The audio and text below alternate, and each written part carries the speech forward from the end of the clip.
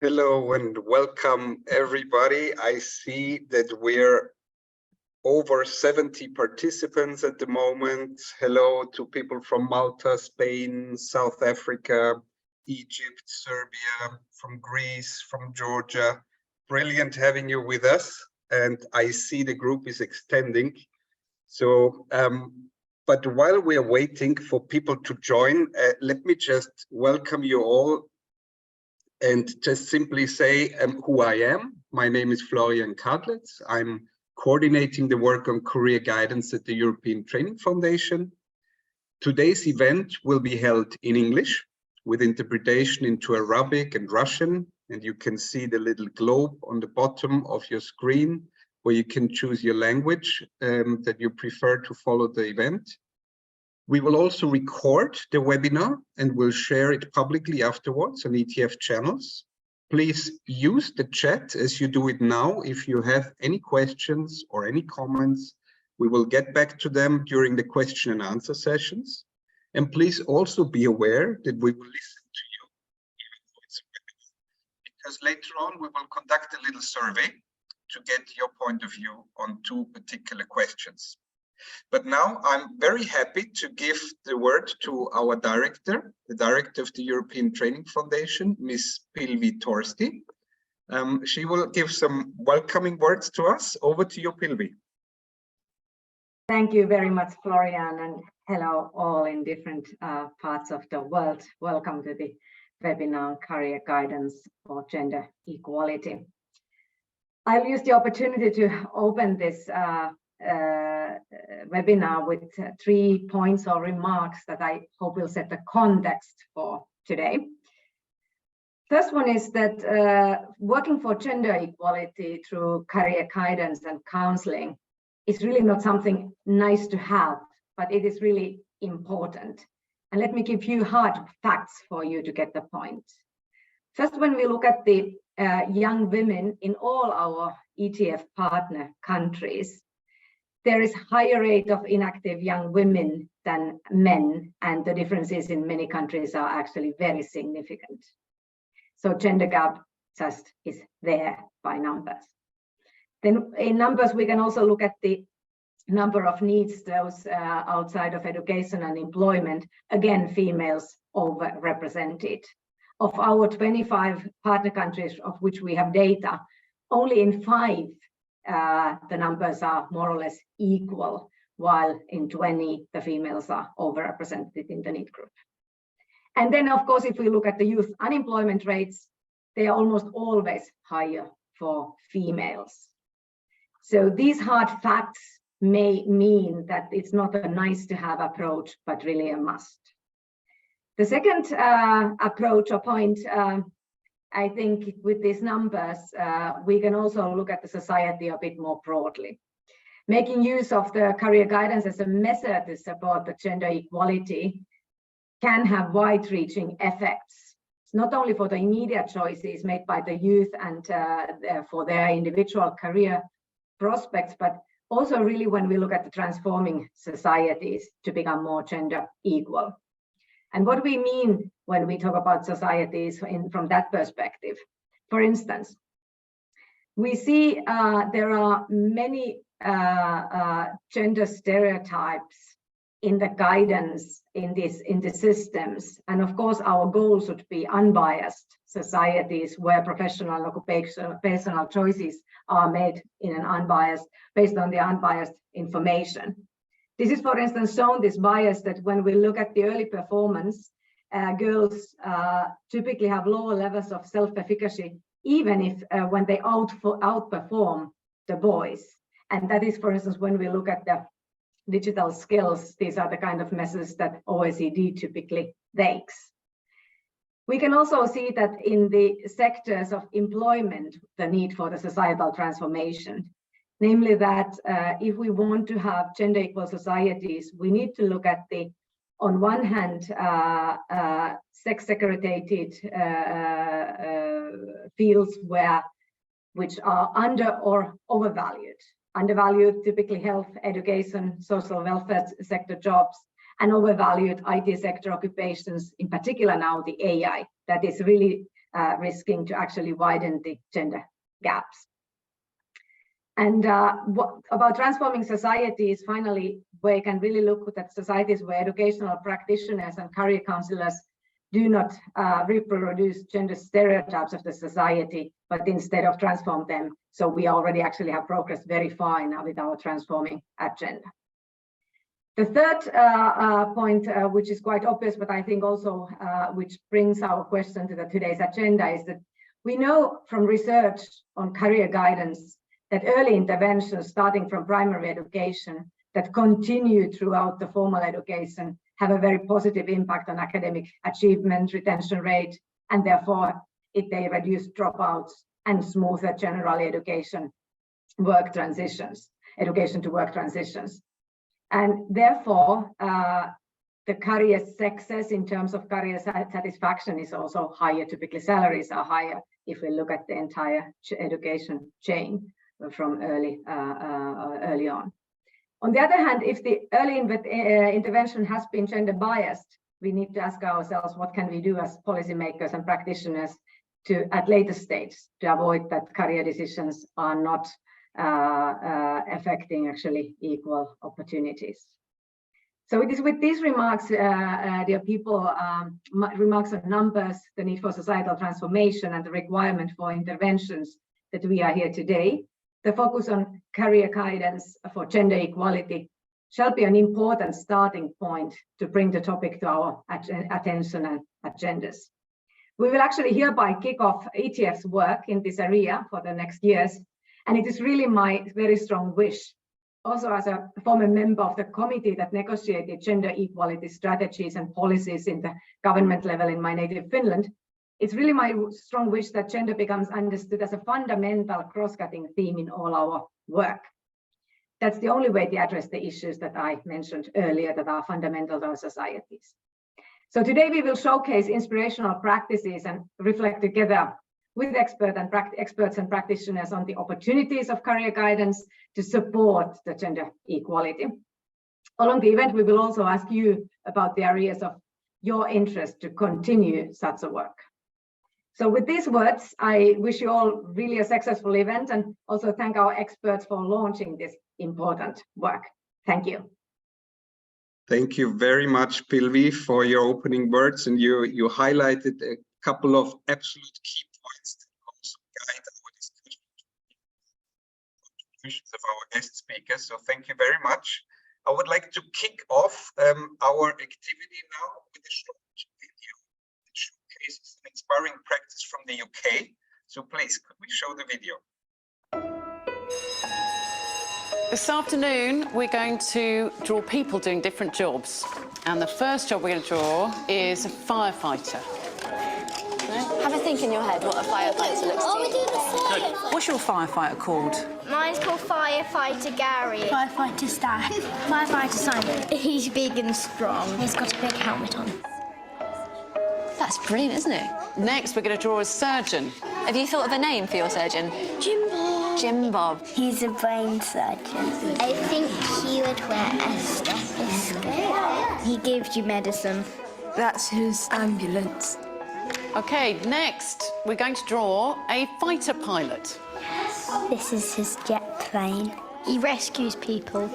He likes to do stunts in the air and stuff. Okay, now who would like to meet these people for real? Yeah!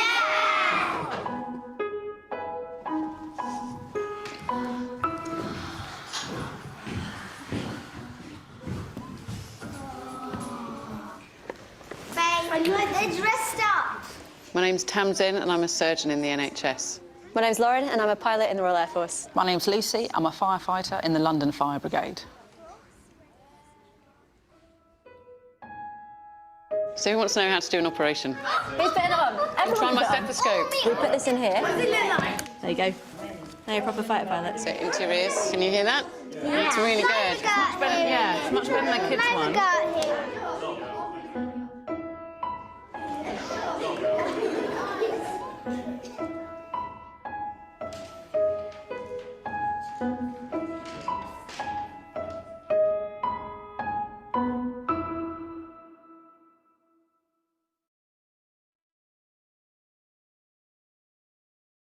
So you might have come across that video before, but it personally still gives me goosebumps every time I watch it. It's really great. So now I'm very, very happy to welcome Mr. Gideon Arulmani.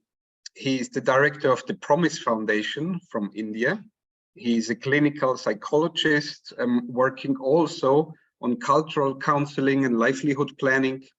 His cultural preparation process model has informed career intervention designing in many developing countries and emerging economies. He has published widely, has written 2 books and over 100 peer-reviewed papers and book chapters. He's also the founder, trustee of the Indian Association for Career and Livelihood Planning. He's a board member of the International Career Guidance Association, IAEVG, and professor inter alia at the Martin Luther University in India. Worked with many UN and other multilateral agencies and has executed assignments in over 30 countries. Thanks a lot for joining us, Gideon. We are all yours. Over to you. Thank you so much, Florian and ETF for having me today. It's my privilege to have this chance to engage with you on this very fundamental and critical topic, which has to do with man and woman, boy and girl, and the whole issue of gender. That film was so powerful, wasn't it? I use it a lot in my workshops, and I'm going to be referring to it as we go along through our presentation. So let me bring up my slides. Yeah.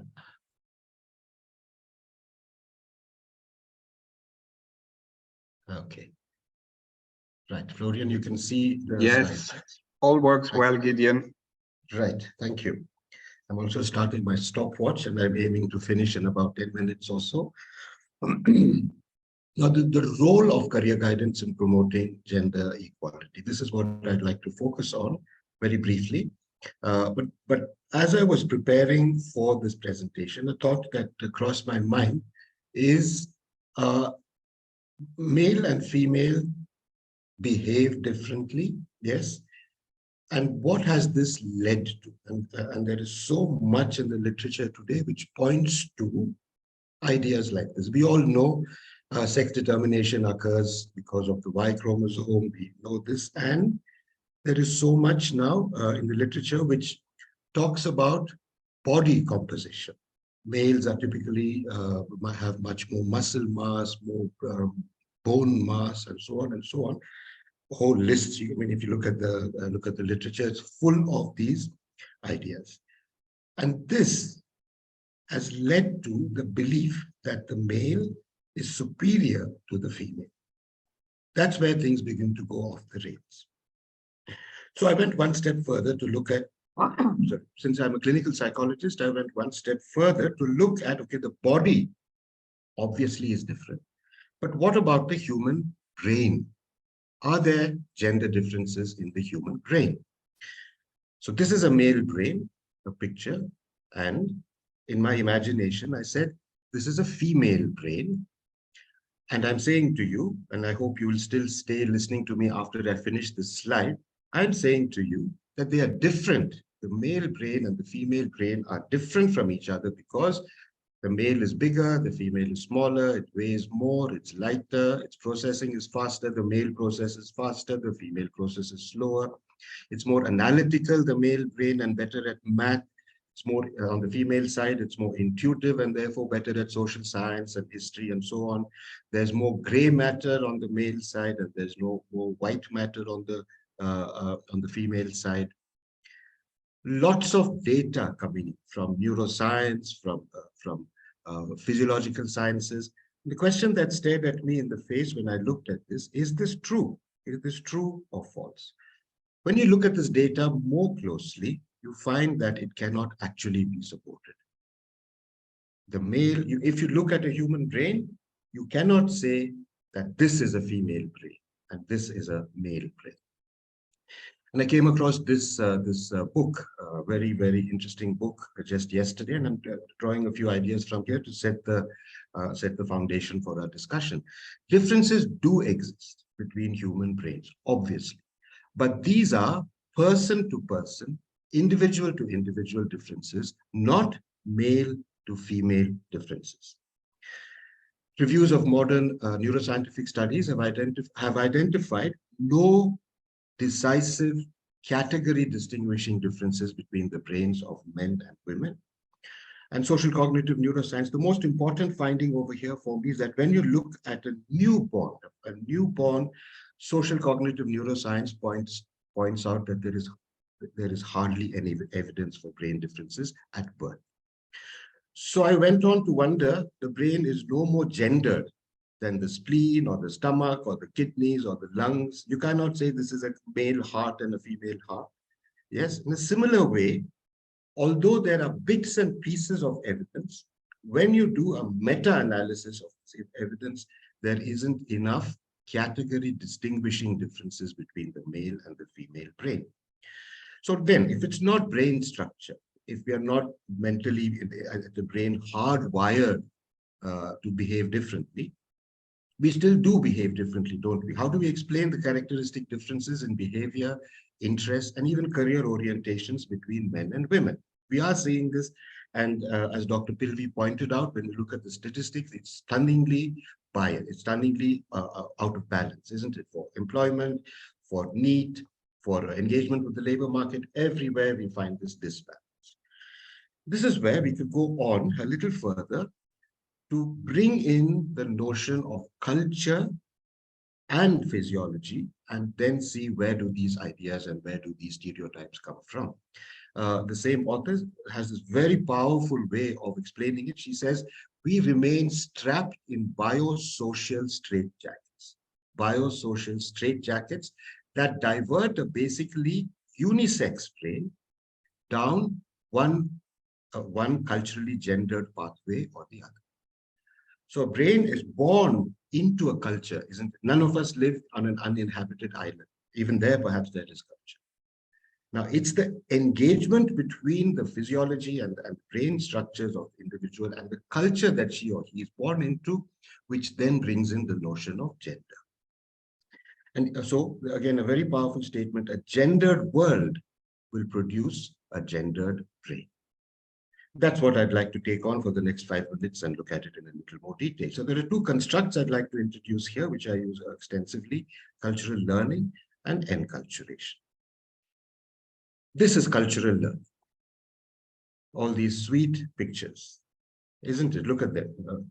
And look at them, girl, girl, girl. A girl is born into a culture and she's expected to behave like this, right? And that's what we mean when we say cultural learning. The boy is expected to play with trucks. The girl is expected to play with dolls. Now, cultural learning is a uniquely human feature. It makes imitative learning possible. It's not taught or genetically acquired. It just results from participating in the culture. It's usually one way. These messages are going from the culture to the individual. There isn't a rational, reasoned way of thinking.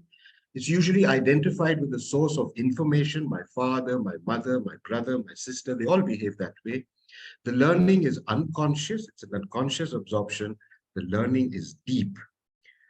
Second concept, this cultural learning leads to enculturation. So enculturation is the process by which people learn the obligations of the culture that enfolds them. If you're born into a culture where wearing lipstick is female, you will learn that you are also obliged to do your makeup that way. If you're born into a culture which says to you that boys do this and girls don't do this, you will grow up as a part of the enculturation process, absorbing these ways of behavior. Now, this further cultural learning and enculturation leads to a kind of cultural preparation status equilibrium. Now, what do I mean by this? It's a state of rest or balance for engaging with tasks. There's a mental and emotional balance. Yeah, this is the way girls should behave. I am going to behave this way as well. This brings an internal stability. If I pursue nursing as against surgery, as you saw in the film, there's a greater cultural stability with it. It's a habit. This is what I'm wanting to underline as we go along for the next few minutes. It becomes a habit of thought, but it gives you a stable state of existence. You know this is the way to behave. Career beliefs are born from this kind of an interaction between the person and his or her culture. Now, this equilibrium, this state of balance that I have within me is not about right or wrong. We would cause damage if in our career guidance we said girls should also behave like this and boys should not. Yeah?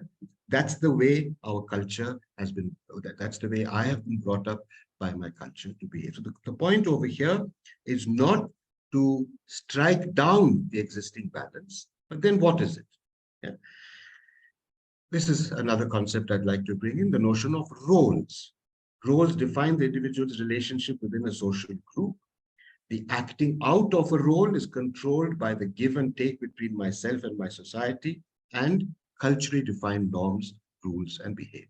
So I have a certain role to play in my society, which I have learned as I was growing up. Now, an ascribed role is a role that is given to me by my group. For example, the most common one, the woman is given the role of being a wife and a mother. She never asked for it. As she grew up, it was told to her that you're a woman, you should be a wife and a mother first. But then we can also have achieved roles.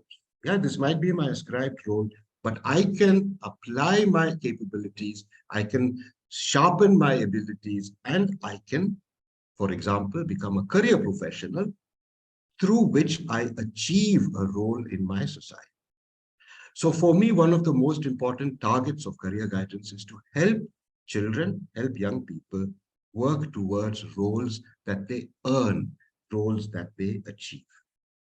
Two ideas, and then my time will be over. Two ideas that we could perhaps try in our work itself, is to keep in our minds that this ascription of roles, giving roles, is most often automatic. As I said earlier on, there is no rational, there is no reasoning about these roles. Automaticity characterizes role ascription. They become habits of thought and expectation. I'm expected to behave like a girl. I'm expected to behave like a boy. So then, because I'm a good member of my culture and society, I will behave that way. So these two ideas. One is to address this automaticity, to interrupt the automaticity of gender role allocation. What did we see at the end of this beautiful film? When those women who had achieved new roles, male roles, so to speak, when they entered that classroom, they interrupted that automaticity. Girls started thinking, I can be a firefighter, I can be a surgeon, I can be a doctor, to interrupt that automaticity. One of the exercises that I often use is this gender light bulb exercise, as it's called, where in the class, we reflect on, we get the class to reflect on when did you first become aware of being treated differently because of your gender. Was it in grade 7? What were those circumstances? For example, a girl not being allowed to play football, or a boy being told he shouldn't play with dolls. And then in this exercise, bringing the discussion towards how this could have become a career belief and a thought habit in the person's mind. Another idea is, we're still on the theme of automaticity. One is to bring it to our clients' awareness, and the other is to confront the automaticity of gender role allocation, to take it on and discuss it. Identify enculturated career beliefs and put them on the table for discussion. Something we do in our workshops is to say to the class, in India, for example, nurses can never be boys because of the career beliefs. So we bring it onto the table and we simply ask the question, why not? Is there some dramatic difference between boy and girl? And for the first time, these automatic thoughts are coming out for discussion.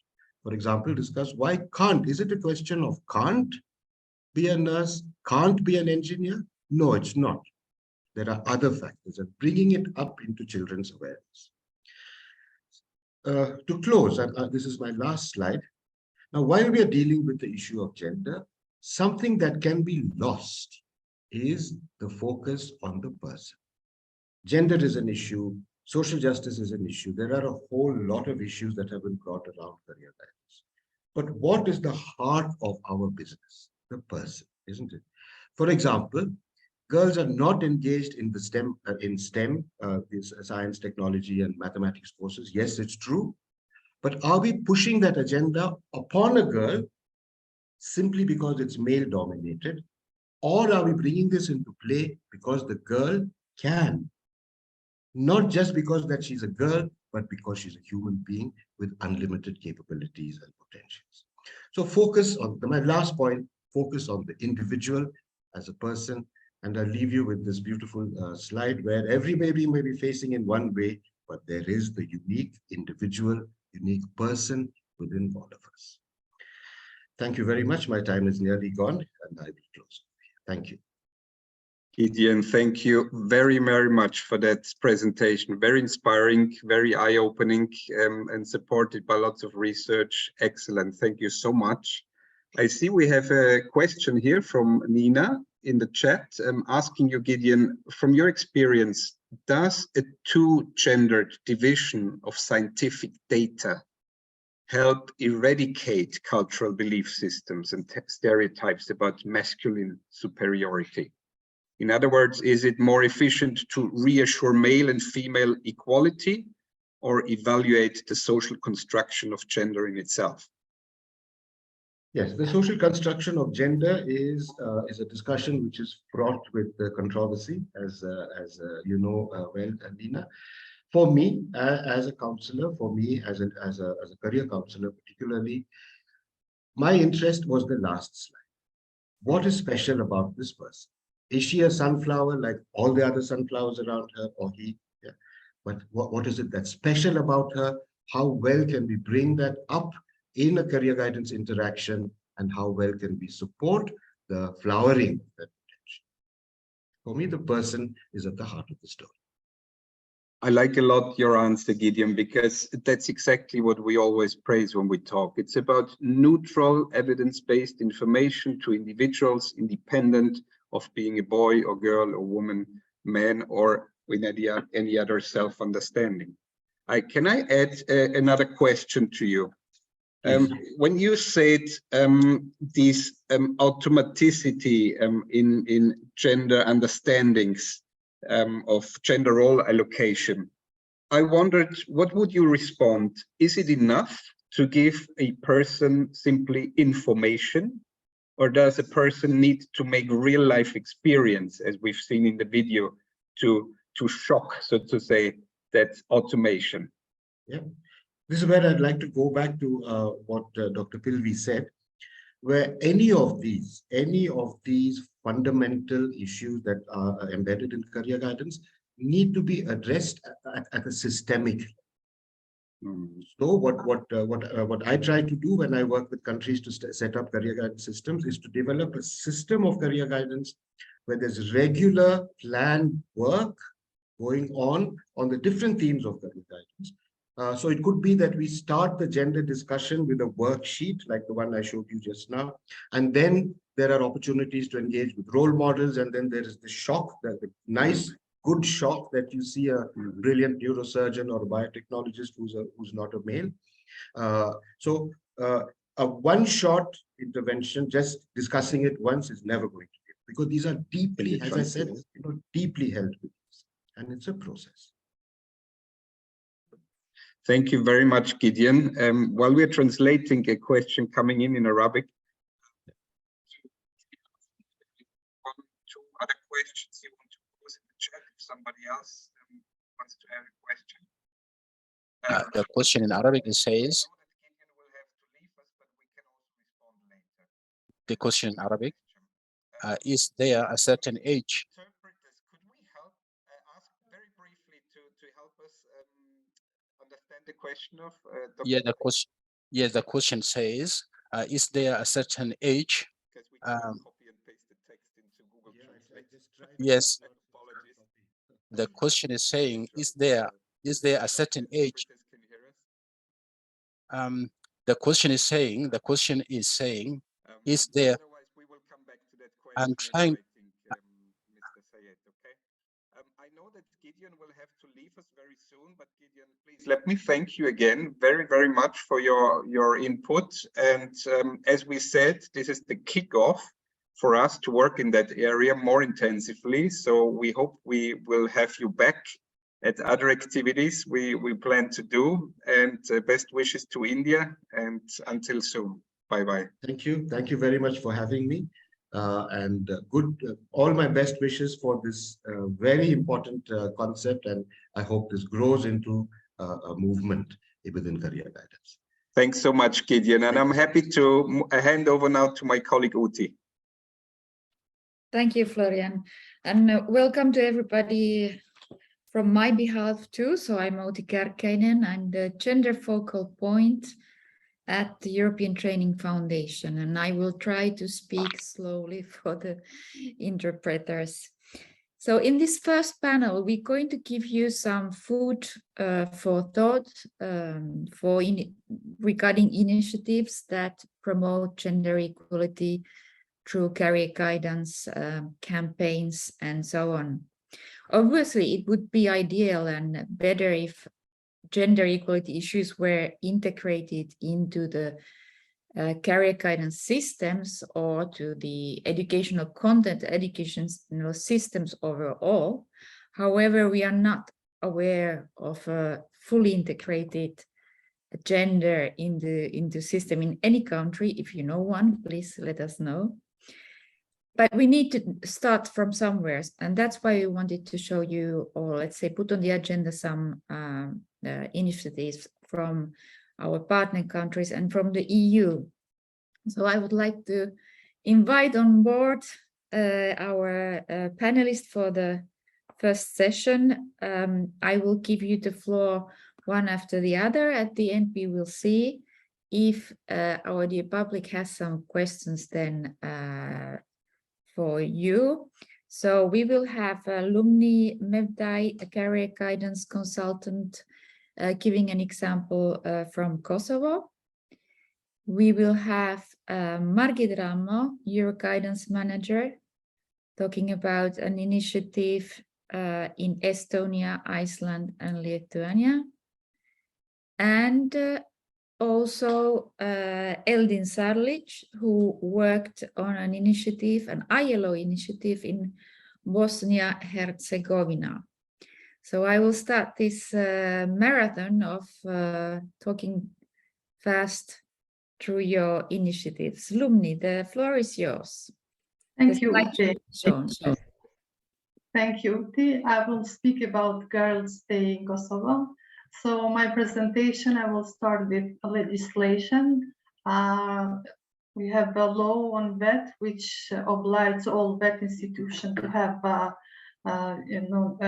career guidance programs in their career guidance activities in their programs. Then we have also the administrative instruction, which also obliges VET the institution to organize internship for students, to organize open doors day for students who come from lower secondary schools, and also Girls' Day. I would like to explain how it started, the activity of Girls' Day, organizing activity of Girls' Day. In 2007, we went in study visit to Slovenia and UK. And after returning, officials from Ministry of Education started to implement Girls' Day in coming year.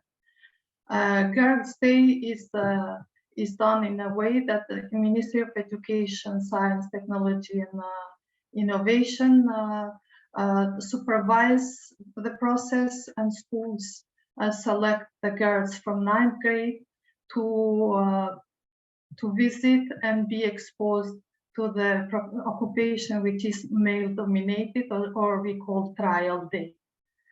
Other activities for Girls' Day are done by Career Guidance Center in VET schools, when they take girls for a day to visit a successful business which is led by women, or they invite successful women from different professions to speak to the girls about their career pathways. Okay, now I would like to speak about the other initiatives, like Ministry of Education is giving grants in cooperation with donors, is giving grants for scholarship scholarship for girls to be enrolled in STEAM profiles in vocational schools, but also in university. According to my interviews I did with career guidance center staff which operate in vet schools, now the number of girls who are registered in ICT profiles has been increased significantly as a result of these activities which I mentioned and support, but also girls see potential for employment. There are international companies which are outsourcing their services in Kosovo, and so this makes the ICT profile attractive also for girls. However, I would say that there is still a challenge to attract girls in industry-related profession because again, I'm referring to interviews that I have with career guidance staff in vet schools. Girls are interested, they come in schools, they ask questions, but when it comes to enroll, they give up because they are concerned that they can't get job after finishing schools because employers will not employ them. So now I would like to say that, you know, there are a lot of activities to encourage girls to be enrolled in men's dominated occupation, as I said, but there's still no boys' days to encourage boys to be enrolled in female dominated occupation, which are in Kosovo. These are education, it's retail and health, especially nursing, as Gideon mentioned. I would like to conclude my presentation with a conclusion that girls are ready to take occupation which are considered mainly man-dominated, but there is still need to work with the employers in order to employ them. That's all from me. Thank you. Over to you. Thank you, Lumni.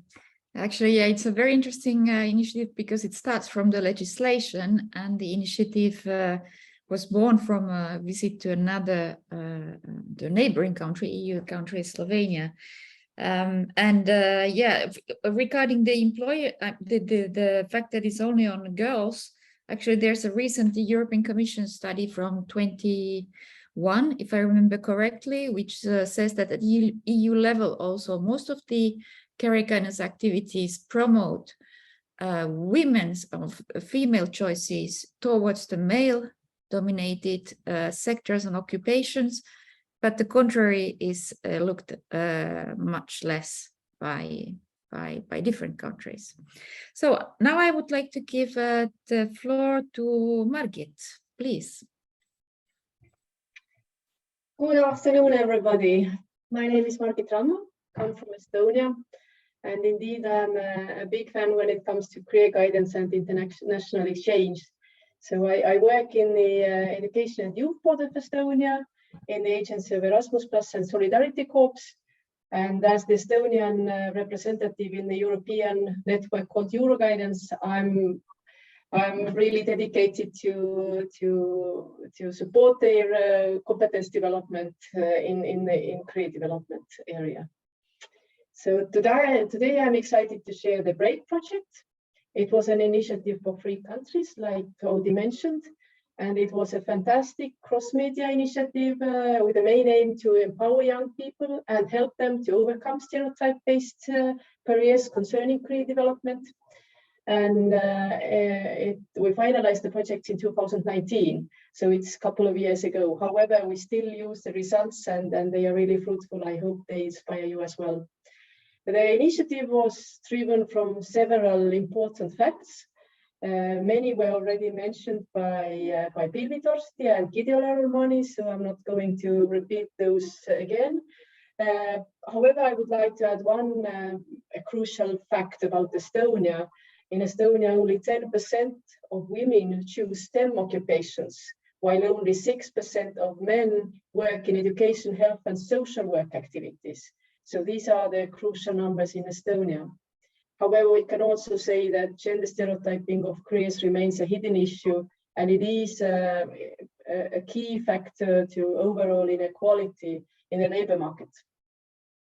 So in the BREAK project, we ended up with a great toolbox for addressing gender equality and stereotypical career development, and it consists of 3 main outputs. First of all, the TV series, Why Not? So it comprised of 10 episodes.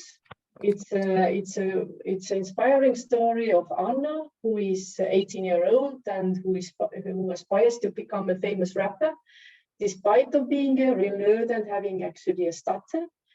So everybody expects her to attend university and learn something serious. Even Anna herself feels that her dream is not attainable, and until she had this like life-changing event in her family. Anna's father Martin decided to quit his job as CEO after his friend suffered a heart attack. So he pursues his dream of becoming a fashion designer, and this inspired Anna to go for her own goals and her own dreams. So she began to participating in a rap battle, which was organized by a famous hip-hop star. And the ultimate prize is a record deal and everlasting glory, and it was very important for this young lady. Alongside in this series, she was also dealing with mean classmates, first love, her first job as a dishwasher in night shifts, etc., etc. And also Hanna faces some challenges with her older brother Gustav, who was unwittingly become involved in a dangerous gang. Her naughty grandfather Otto is actually taking many initiatives and who encourages her to experiment with different possibilities. And also her mother has a story in the series. So the mother is the one who tries to prove her competence to a manipulative male boss. So it further complicates Anna's life. So the entire family goes through significant changes and strives to develop their own careers. So it's a generations challenge and opportunity at the same time. And we believe that this provides a good food for thought for people in all ages in different needs. So and the episodes are also used like methodological materials in the classroom. And the very inspiring, the second output is about alternative endings of these series. So these allow to bring those to the classroom or to go group counseling sessions and make this learning experience more attractive. And finally, the learning materials and guidelines for teachers and career guidance practitioners is there to support them to address gender equality in their work and to combat gender stereotype career development in career guidance. Also, there are several side outputs like radio shows. We had visits to school. We had several social media activities which were actually implemented by the young actors themselves who were part of a TV series. So finally, as one of the important outcomes that might be useful for you is that general policy recommendations were drafted. So how to target gender stereotypes via media, and these results are all available online, and you are most welcome to use those. I will add the direct link to the chat area, and that would be a very short intro about this project from me. Thank you. Thank you, Margit. Yeah, that would be very nice if you could add the link into the chat. For the previous presentation, we also have the video link in the chat that we will show at the end of the webinar. I think something that you, Margit, mentioned in your presentation is the fact that the work is intergenerational. It is not enough to work with young females and males who are at the point of making decisions about their career, their studies and career, but it's also about the parents, the grandparents, the teachers. What are the gender biases that they have built into their own mind, and which we all are reproducing them as parents and education specialists. Now I would like to give the floor to the third and last speaker for this panel. Eldin, the floor is yours. Thank you, team. Yeah, hello and hi to everybody. I would like to especially give my props to all the presenters before. I'm sure that when I'm speaking on behalf of all the participants, that we heard some really interesting and great points from Ms. Pilvi to Mr. Gideon and all the colleagues that follow up. I'm not going to go through those points, but as I said, they are really crucial ones. I'm here to present the activities that were implemented by the ILO project here in Bosnia and Herzegovina. The project was called Reimagining Education for Marginalized Girls and Boys during and post COVID-19 in Bosnia and Herzegovina. So the project was kind of framed around some few of the crucial points that are directly related to labor market, especially when it comes to the girls, that they are underperforming on the labor market. Their inactivity and unemployment level are quite high. And of course, there are many reasons for that, and I'm not going to go into all of these, but we can clearly say that one of the reasons for this underperformance is this, as Mr. Gideon said, the cultural preferences towards specific occupational cultural roles that are especially on the girls when it comes to choosing career path and choosing the occupation. So one of the key reasons for kind of pushing girls in STEM occupation is that the country of Bosnia and Herzegovina is now facing with kind of development of this ICT sector, and many different strategies are pushing the sector as an important one, because it can assure quality workplaces, quality salaries, etc., etc., and it's important for general development of the country. However, on the same side, the one of the challenge on the labor market is that there are no enough people willing and capable to work in STEM. However, on one side, we have these cultural roles. We have a unfortunately, traditional society where the roles for girls are really defined for occupations that are kind of leaning away from these STEM or technical occupations. They are mainly in field of different services, in education, in healthcare, etc., etc. So kind of the rationale of the project is that it is really necessary to transform the traditional and stereotype perception about STEM occupation as a male profession. And on the other hand, the kind of hypothesis of the project that was leaning on this rationale is that on one hand, from the kind of demand side, girls can provide significant contribution in terms of workforce for these occupation or the STEM field. And on the other hand, it can offer also for the girls, it can offer opportunity to provide quality employment, quality career, and leading in the end to quality lifestyle, of course. So in order to achieve that, project faced a couple of crucial challenges in field of in dimension of social and educational realm. And when it comes to social, it is this thing that especially Mr. Gideon explained how we are here, where are we in terms of these development of these stereotypes. So as I said, the society of Bosnia and Herzegovina, it's kind of traditional society with the clearly defined roles. And on the other hand, when we are speaking about the challenges, on the other side, there's these educational challenges where the lack of capacity for career guidance, especially that were activities that are targeting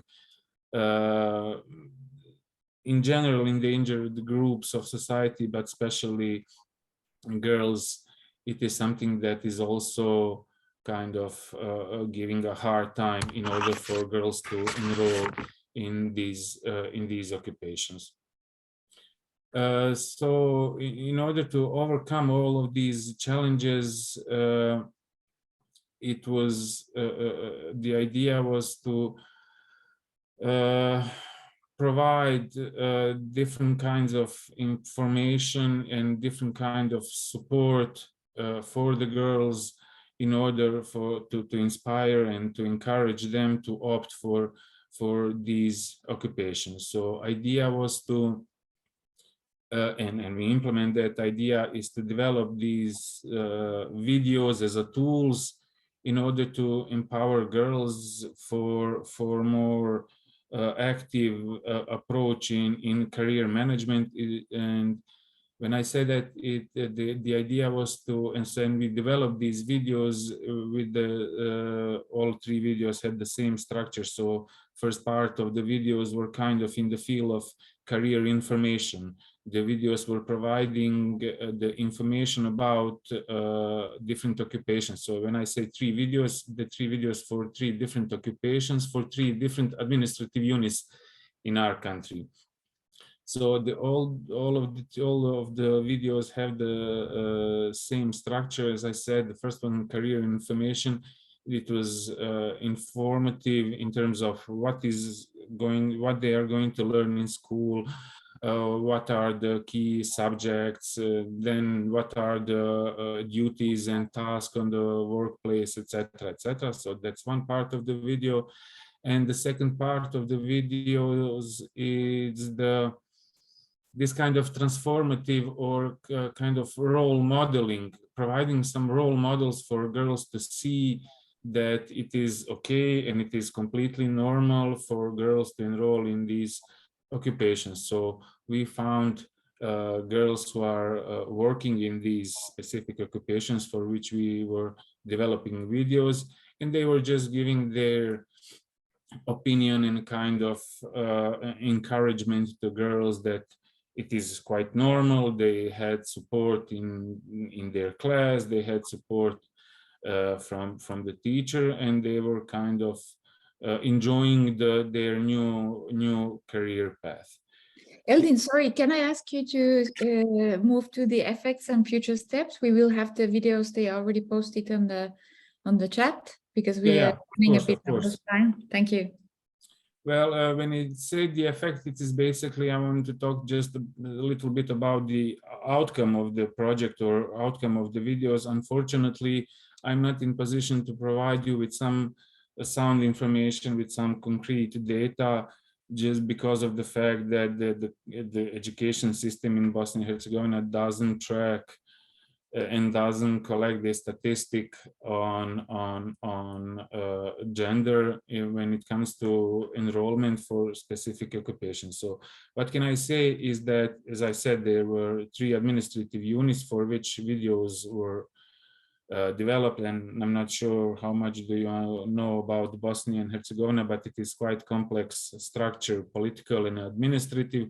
So for 3 administrative units, the videos were developed, and around 12,000 students saw the videos, around the same when it comes to gender. I believe it is like 6,300 boys and around 6,000 girls saw the videos.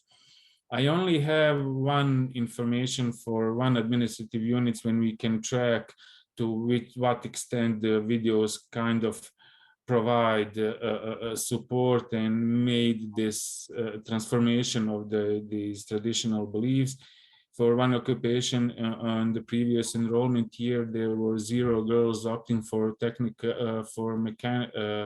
mechatronic technician occupation, and after the videos were showed to the final to the students of the final grade in elementary schools, 3 girls enrolled the following year. So we can now, of course, discuss whether this was direct the result of the videos, but also we can say to some extent that hopefully it is the result of the videos, but not because of us, but because of what we provide to them. As some of my previous colleagues said, that not because there are girls are not outnumbered by the boys, but simply because of the fact that they are wanting to study specific occupation. In this case, it was this mechatronic technician. When it comes to future steps, it was just kind of basic set of recommendations that are specifically focused on other activities from the career guidance in general in order to support these activities that were implemented. For example, in terms of career information, it was suggested that the information needs to be gender balanced, not gender biased. It needs to be encouraging, non-genderly encouraging for everyone wishing to and willing to study on these occupations. Thank you, Eldin. Yeah. I think there are also questions that in the chat that actually are related also to what you were saying. I think that in the 3 initiatives that we have seen, obviously it is difficult to actually trace the impact of the specific initiative, because the issue and the area is complex. So the attribution of a result to one initiative, it's impossible, like it's in many development the activities in our field. There are too many actors to attribute the result only to one initiative. But obviously something that you mentioned was, I think when we talked, was that for one subject field, at least there were some women or females the following year, from 0 to couple. So something could be seen. Something else that I would like to say, that from the 3 initiatives, what we see very much is the use of media tools, videos showing. You cannot think about being something that you don't see. That's the saying, that you need to see to be. So the visual techniques to show women and men in different kind of jobs seems to be one common factor among the 3 initiatives we have seen. I know there has been some questions in the chat. We will have little time.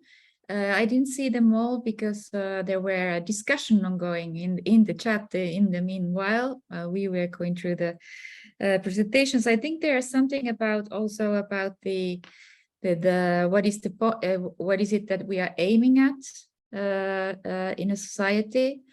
Are we looking for a gender neutral labor market? Maybe Florian, you can then help me with the other questions in the chat. Sure. There were also some answers in the presentations in terms of saying that what is the point? The point is to provide the same and unbiased information so that males and females can develop their interest and base their individual choice on neutral information, not unbiased information. Nobody's saying that all women need to go to STEM. That's not the point. But to provide the same opportunities. Would you like to, Florian, to say Sure. something from the chat? I think the question that's interesting now for Margit and Lumi, because Eldin elaborated on that, is what have been the results of your initiatives? Maybe briefly, if you could respond. Thanks. Let me. I will tell a success story. Let's say, and this year I got information when I did research for this presentation that Association for Wood Processing Industry has trained 50 women on using CNC machine. Maybe you know, but CNC machine in wood industry, and 50% of them are employed. So again, I'm just emphasizing that girls are willing, or women are willing, to take profession which are men dominated, but it's need, you know, employers needs to be aware or to employ them. So this is good initiatives.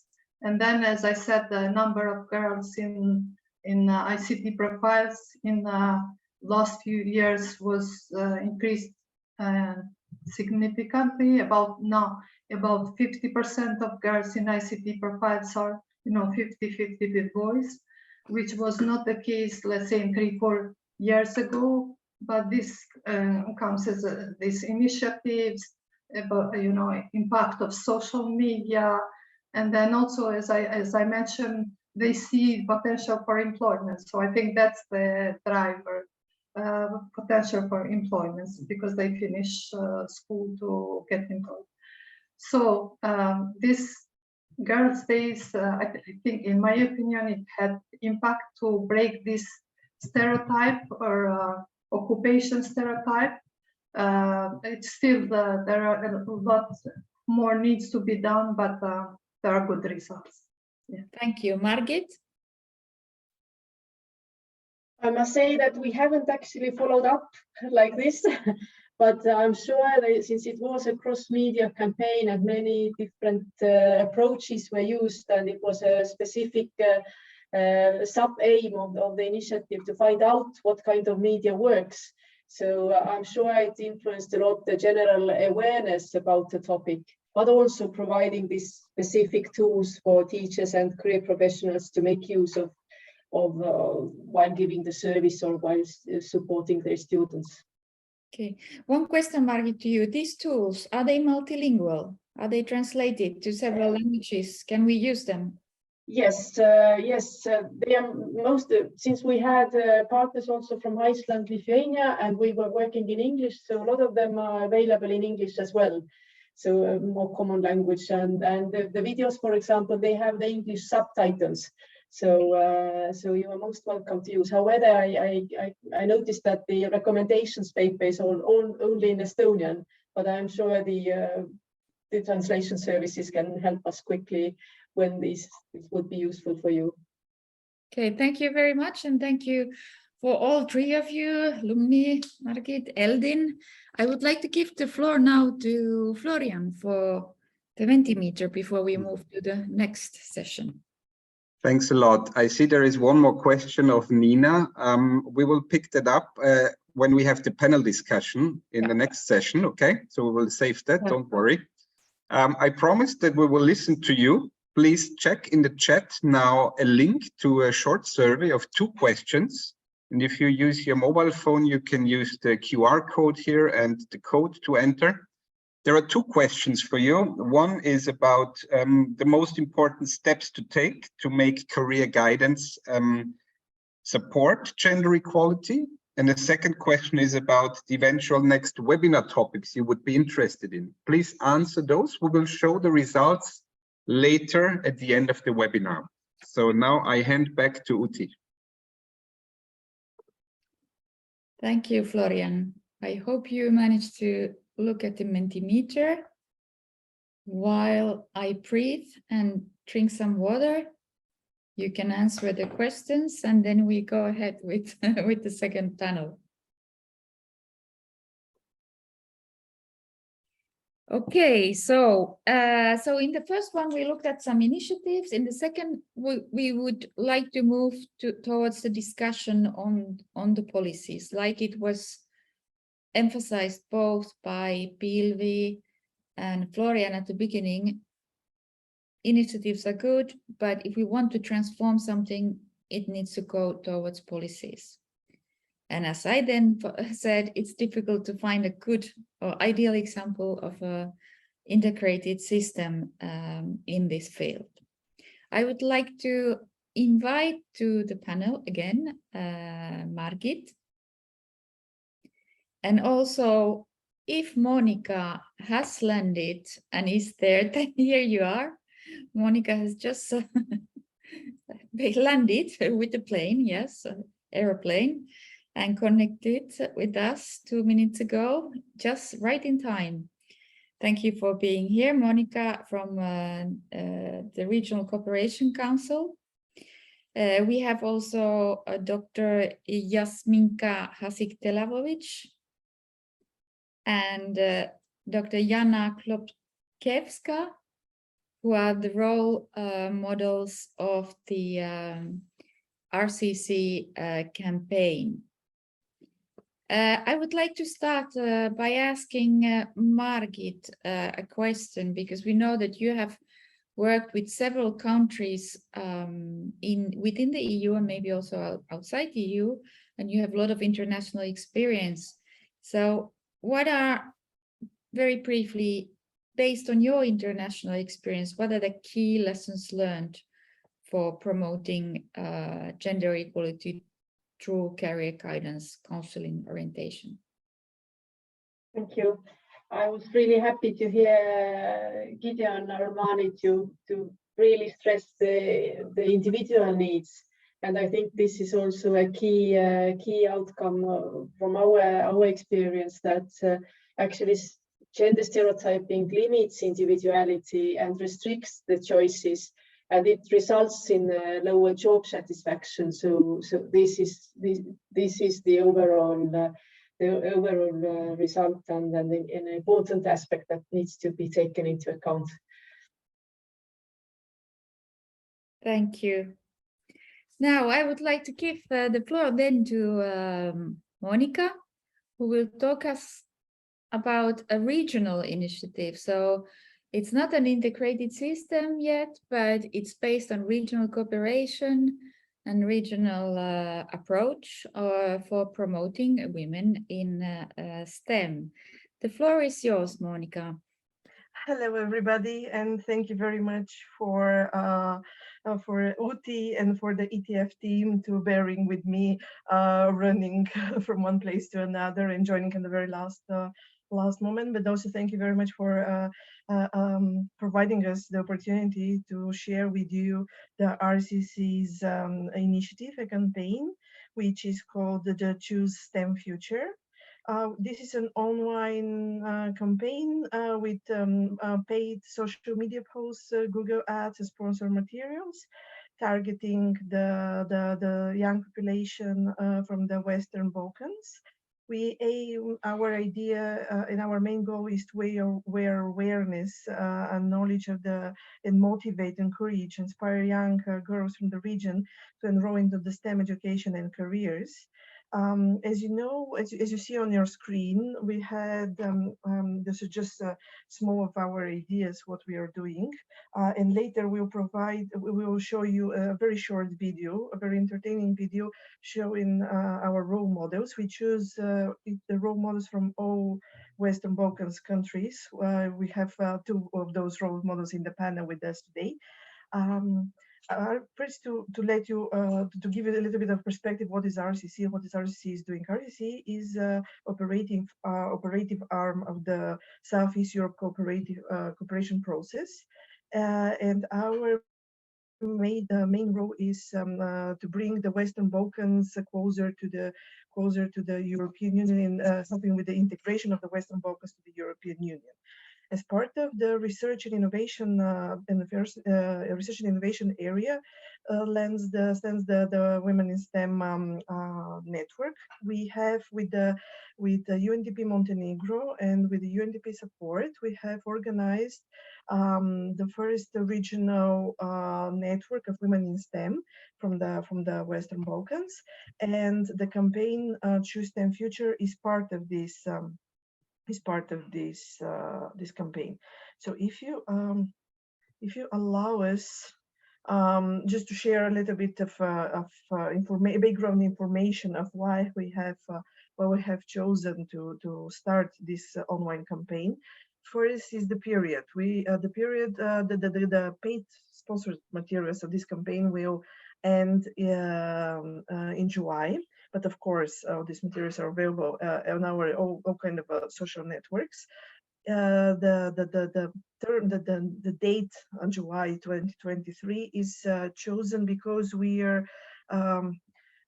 targeting the girls who are about to enroll in university, and usually this is a period when people are considering what kind of education to enroll in, what kind of a profession that they'll be interested in, and we would like to inspire, but also encourage them to just to follow their heart. As Udi says, it's not about us pushing them towards STEM careers. It's more of encouragement. In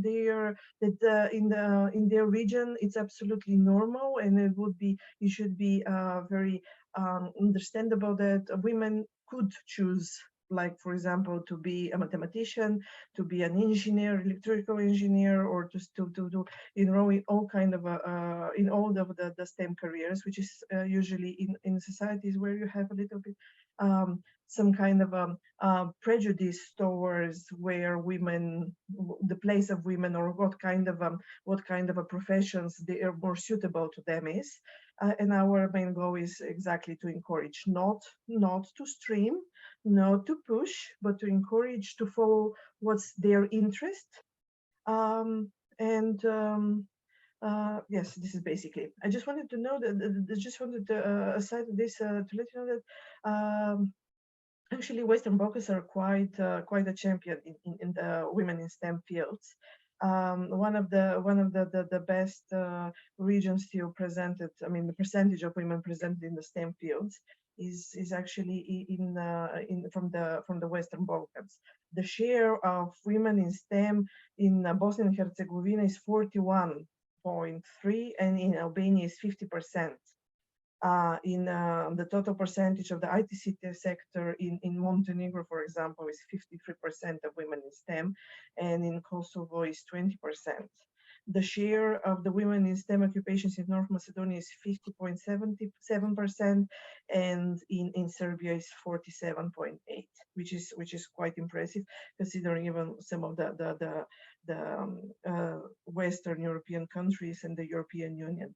One of the pros why we are so motivated in encouraging young women into STEM professions is first to follow their heart, but also because of the opportunities that the STEM profession is providing for their job, and also because because according to the World Economic Forum, 65% of today's children will one day work in a job that does not exist yet, and we would like to present the opportunities for women and girls both to join the future now, to prepare for the future now. I could give you a lot of data, which is not necessary. I think yes. I think there will be questions at the end of the panel, probably to you, more about the. Maybe now we could do with the video, or so we could. We explained at the beginning of the webinar, you were not present at that moment, but we will show the webinar, the videos at the end of the webinar. So people can stay and look through and watch through them all, and the link has been already posted in the chat. Okay. Thank you very much. As you cannot be what you don't see, so we have these role models that have a great importance in your campaign, and I would like to invite two of your role models, Jasminka and Jana, on board. I can see you. Yes, I see. Yeah. Jasminka is waving. Yeah, okay. And there you are both, and I see you. And I would like to first Yes. ask Jasminka to tell us who you are, what you do, why you chose a career in STEM, and or what was the most important factor, and why did you accept to be a role model in this campaign, and what is your impact? Yes, thank you very much, Oti. I hope my connection is going to be good enough so we can talk nicely. Very happy to be here. I think this is a very, very important topic, and I'm so happy to see that we have so many people from this wide region and that we are sharing these ideas. I am a computer scientist, so I'm an associate professor in computer science. I started my career, you know, in studying school by just loving math, you know. So, you know, what brought me here is that I always loved math, loved solving problems, and then, you know, I discovered throughout my education that if I use computer, I can even solve bigger problems, you know. So this is what brought me here. Something that I would like to second from Monica was saying is that, you know, I've been starting my education in former Yugoslavia, and we have quite a bit of females, you know, in this like STEM disciplines. So you know, in my early career, I wasn't so, I didn't feel like my gender really mattered, you know, and I could really just follow my dreams. I had, you know, all the support, you know, in society, in family and so forth. But, you know, even though we have, you know, very good numbers in education and in initial participation, there is still quite a bit of barriers, you know, for females, as you move along, as you want to, you know, as you look at the higher positions, as you look at these more advanced managerial roles and so forth, it's still much harder for females to enter those, and the meritocracy is not really, you know, working well, and especially not for females, and because these stereotypes kick in, and that's why, you know, I'm very, even though I'm a computer scientist, you know, and this is a very, very big passion of mine. So I'm always happy to talk about these topics, and I'm always happy to really encourage everybody to be whatever they feel like they should be, you know. So if they are women and they have passion for solving problems like I do, you know, they should solve problems, and that should be fine, basically. Yeah, so that's, I would start with that, and maybe we can hear from my colleague now, Jana. Please, Jana. Thank you, Jasminka. Thank you, Oti. I would say probably some of the things that already Jasminka said. It's a similar situation in North Macedonia. I'm also a scientist. I came from Faculty of Technology and Metallurgy, Department of Technology.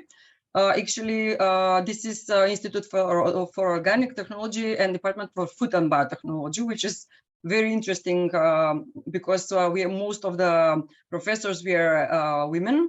Most of the students also are women, and according to last year results on our university, also the women are in a huge percent, more than 60% are women scientists. So spontaneously in North Macedonia, I have many, as Monica already explained the situation, we are, most of us, we're women here, which are very actively in interesting campaigns. I started this STEM influence on young girls much longer than now, after, or probably before my PhD, starting with molecular gastronomy. Because in that time, finishing the food technology studies, molecular gastronomy was science fiction for us. And we started with the students enthusiastic, let's do something.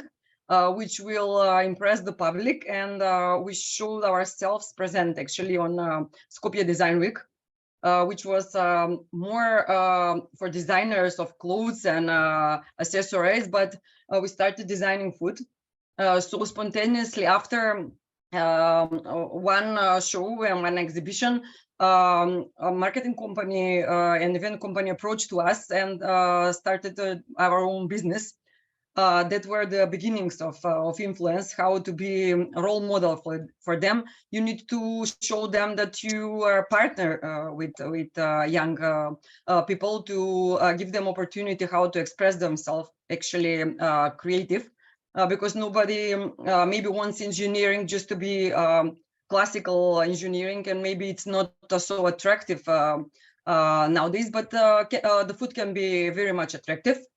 After that, after many events, actually 17, maybe 70 until now, they started to believe what they do with me. This is one of the part of their studies, applying technology.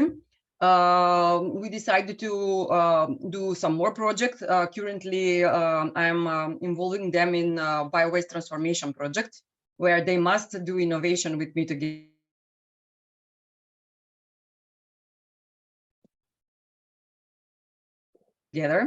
because some and that's how we work together. So the campaigns for STEM actually continue with Balkan countries, cooperation with Serbia, with Vlada Divac Foundation. As I remember, our national body, Funds for Innovation and Technological Development, several times promote us for women in science. Also, our state office for intellectual property promote us, the scientists and inventors who are women in Macedonia. And through other social media campaign, and also through very hard work, you influence on them. I recently came back from Austria, where I did my postdoc on cancer research. So I usually tell them, you start with the food technology, but you never know when you will finish and when you go and when you want to go with your career.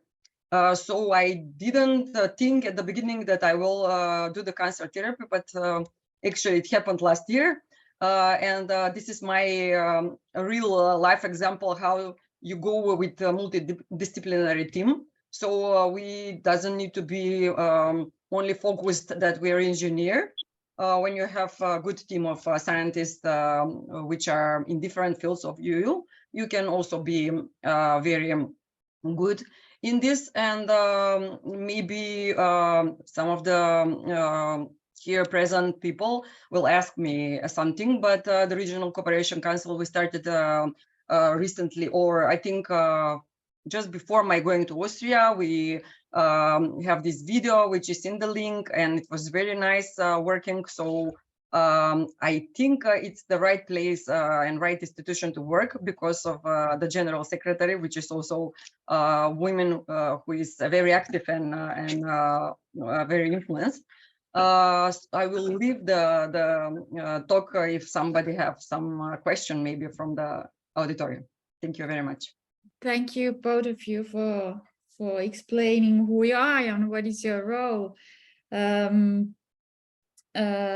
Actually, so you are successful women who've made it through the system. So I would like now, yes, let's recognize it. You're role models for other women in the region, in your countries, in your field. I will ask then Margit also the same question in a bit different way. But what do you see if we think about the systems level, you two as role models, and also working at the university level? What is your advice for, let's say, making it easier to breaking the barriers between, now I say binary again, male-female occupations? What have you seen through your studies, your career, your work? In a very briefly. Okay, so maybe I can start again. So, you know, because I've gone through this path, you know, I've never really thought, you know, that the gender really matter. I just, you know, was doing my education and doing the best that I can and so forth. But then, you know, eventually I did realize how much it matters. And I realized that I myself am biased, you know.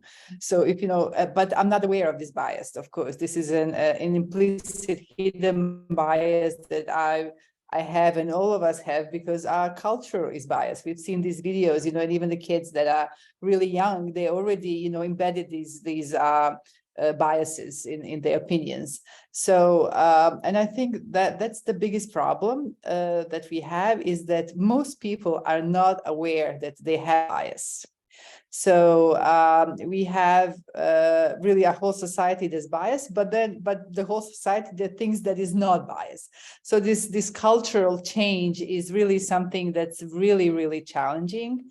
And it's not going to be addressed very quickly. But the way to do it is really, I think the best first step is making people understand that they are biased. Because once they do, then they can, you know, monitor their bias and they can try to do better decision making. But you know, without that initial step, without people realizing their bias, I think it's not much can be done. So, you know, if I had, you know, the power to do something, I would do unconscious bias training for everyone, you know, and just unconscious bias awareness, really, you know, that would be something that I would make mandatory. Your advice. Thank you. Jana? Jana, please. Okay. Yeah, my opinion is, Jasminka said very nice, like do what you do and try to be the best. And if you are always the best, one day it will work for you, because I wasn't planning also this. I was just doing my career, but I was doing, I was very sustainable, I would say. So my message to the young girls will be to be sustainable in what they do and to be the best, because there is no way the culture to put you in some direction which is not good. Because if I was seeing the surrounding, the people, the culture, the mindset, I would not be there in this position. I always think of this, and I'm doing until I success my goal or finish the goal what I have. So my message is to not to always influence the society, because we know how pretty much the Balkan countries are almost the same mentality. But I was never to be honest, never as the other people here. So I'm now trying to explain them what I'm working with, the bio-waste transformation, even though I'm alone, but I will do this also. Clean Skopje as a city, and will be like we will have collaboration with UNDP for the best, we'll do competition for the best regional office, maybe with the projects. So depends what you want, just be sustainable. It's my message. Thank you. Monica, what would be your single policy advice or advice to policymaker? Very briefly. Yes, I mean, this is part of RCC's job to mediate and to help policymakers with to form targeted actions.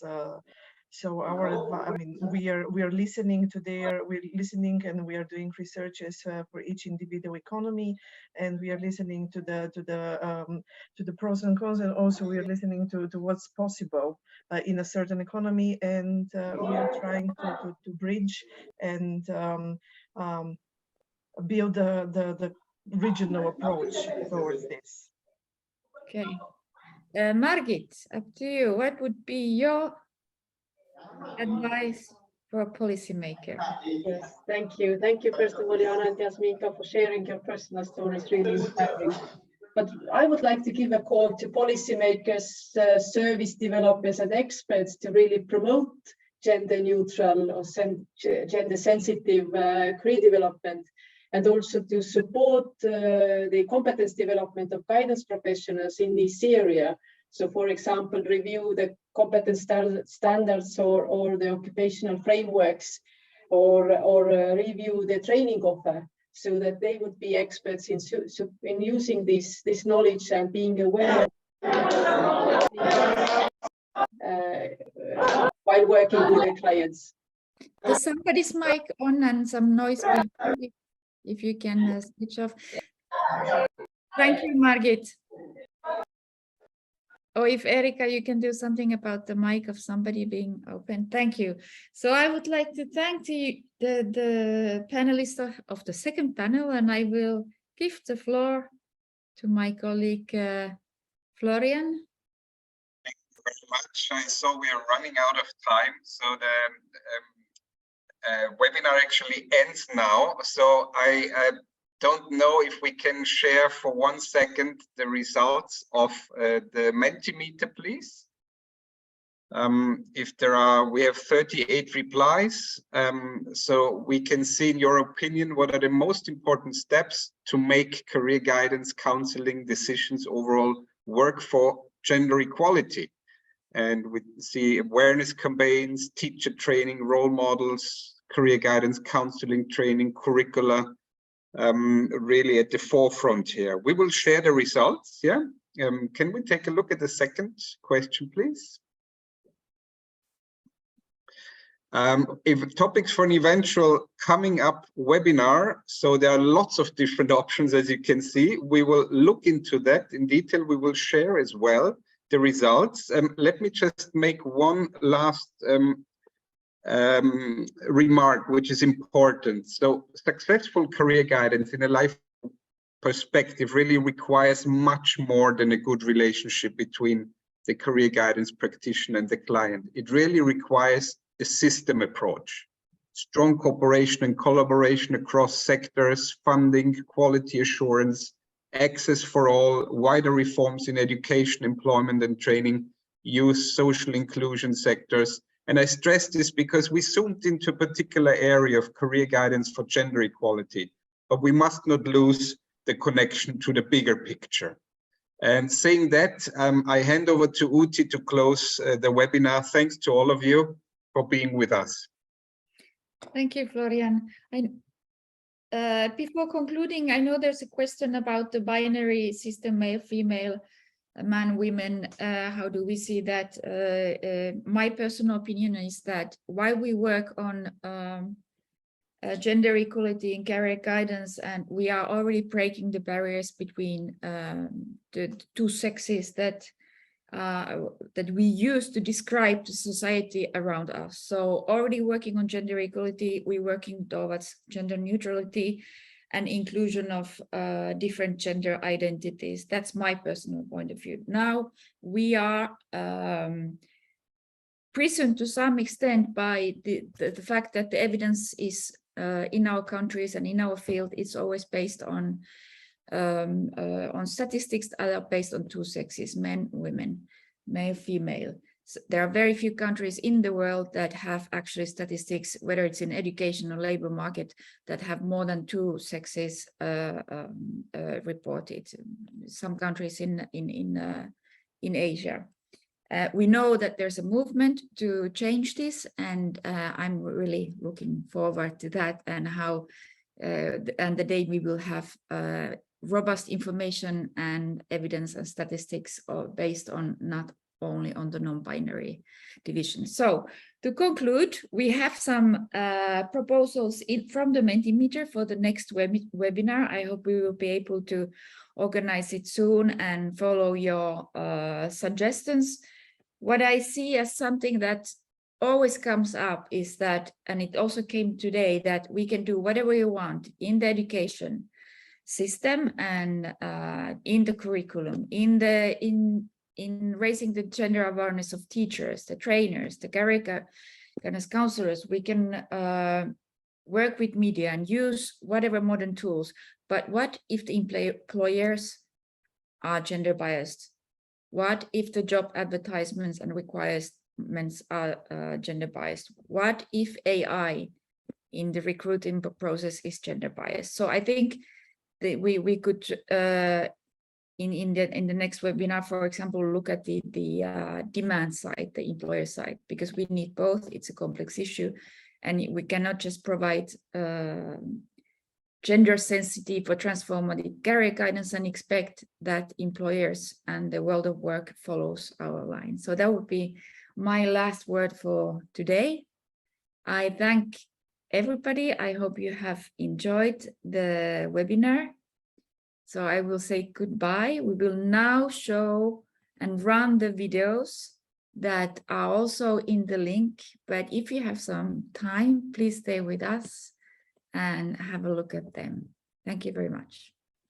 Jam 10 vjeçe, unë dua të notoj se dua të bëj muskujt e mi më të fortë.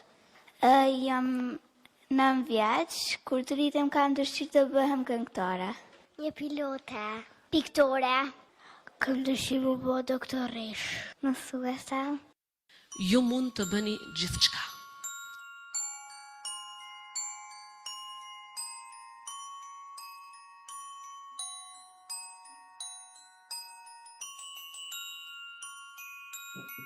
Se ju mund të bëni çfarë të dëshironi, nëse nuk dorëzoheni. When you don't know where to go and you're feeling all alone, look inside yourself, you're so much more than you know. Ku në një moshë shumë të hershme, pata një qëllim edhe një ëndër, pata guximin të ëndroj shumë më shumë se sa që shumica e ndoshta bashkëmashatarëve të mi kanë ndëru.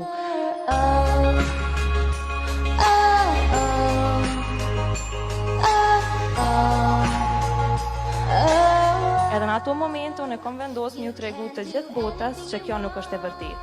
Që nëse ne ndërojmë me bo diçka, me punë të madhe, ne arrisim me realizu. Shine so bright, anything is possible when you look into your heart.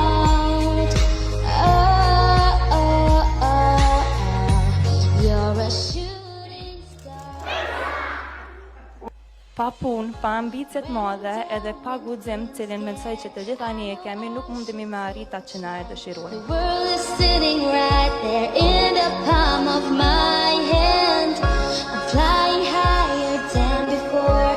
Giving up is not a choice. I push the doubt aside and step into the spotlight.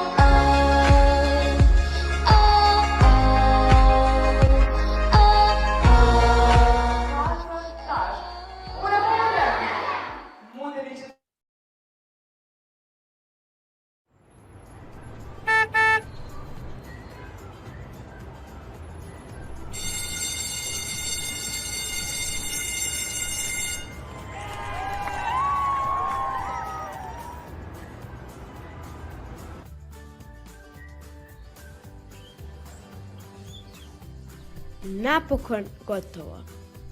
Da, ali sad je pitanje šta dalje. Ja mislim da ću da upišem frizersku, da mogu otvoriti svoj salon. Moram se raspitati je li to pametna odluka. Meni su moji rekli da je najbolje da upišem elektrotehničku školu. To je prava muška profesija, ali nisam siguran 100% da li to volim raditi. Imam jedan prijedlog. Hajmo se prijaviti na webinar koji organizuje naša srednja škola. Sigurno ćemo dobiti informacije koje nam mogu pomoći. To je sjajna ideja. Slažem se.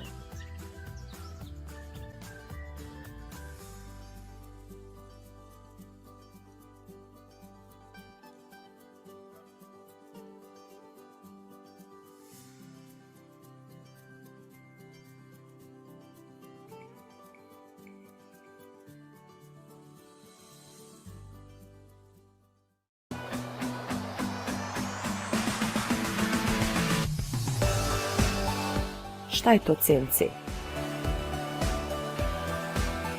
CNC je akronim od Computer Numerical Control, što na našem jeziku znači računarska numerički upravljana oprema.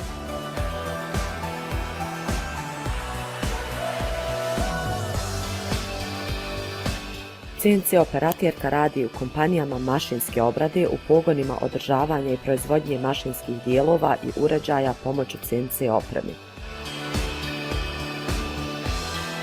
To podrazumijeva crtanje jednostavnijih tehničkih crteža i skica korištenjem računala, rad sa CAD i 3D softverima, samostalno upravljanje CNC mašinom i drugim sličnim aktivnostima. Kako to izgleda u praksi? Šta može raditi osoba ovakve profesionalne orijentacije? To pitanje smo postavili našoj sagovornici koja će podijeliti svoje iskustvo s nama. Po završetku škole možeš raditi na CNC mašinama, možeš biti programer CNC mašina, može biti mašinski inženjer, može raditi za kompjutersko projektovanje isto.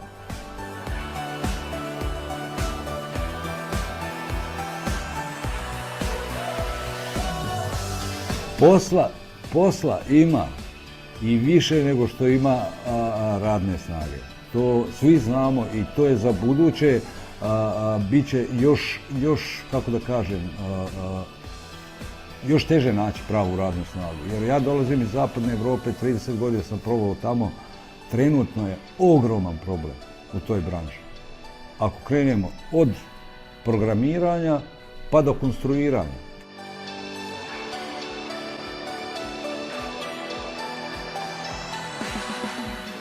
Mislim, rekla bi da muškarci, ako ima manje djevojaka, muškarci stvarno pazi na cure. To hoću da kažem, jer ja sam bila u razredu s 5 djevojaka, ja sam bila 6. Ne ophode se ružno prema njima, da se one osjećaju neugodno i tako.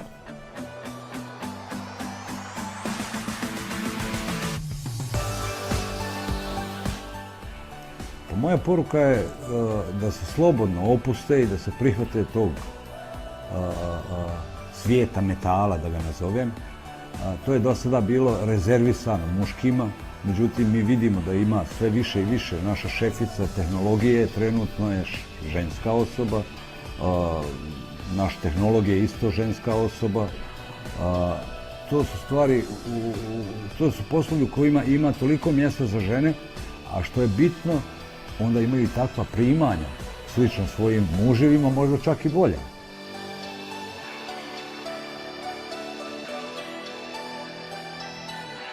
Kad bi ponovo upisivala srednju školu, pisala bih ovaj isti ispit.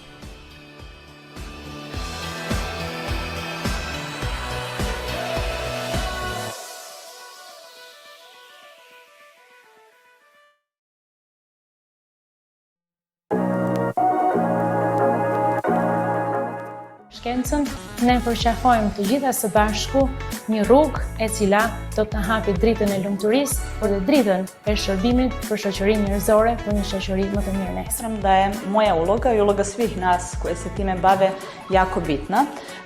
Uključivanjem što više dece u oblast STEM-a mi postižemo to da gradimo generaciju budućih inovatora koji će mijenjati ovaj svet na bolje и допринети новим достигнуćima у svim oblastima. Изборот на STEM професија ќе имате многу предизвици, многу бариери, меѓутоа ќе можете да го креирате своето слободно време. Затоа изберете STEM професија. Shumë e rëndësishme që vajzat të kemi shumë më shumë në sektorin tonë, pasi që diversiteti e rrit inovacionin në teknologji, sidomos në teknologji, pasi që kjo është e ardhmja e gjithë botës. Zato, draga moja, izaberi STEM oblast u kojoj se osjećaš najbolje, radi vrijedno i disciplinovano i ne zaboravi da si upravo ti stup ne samo svoje porodice, svog društva, već i cjelokupne ekonomije. I da omogućimo svim spolovima da apsolutno iskoriste sav svoj potencijal i da nema nikakvih prepreka koje nisu utemeljene na ničemu realnom.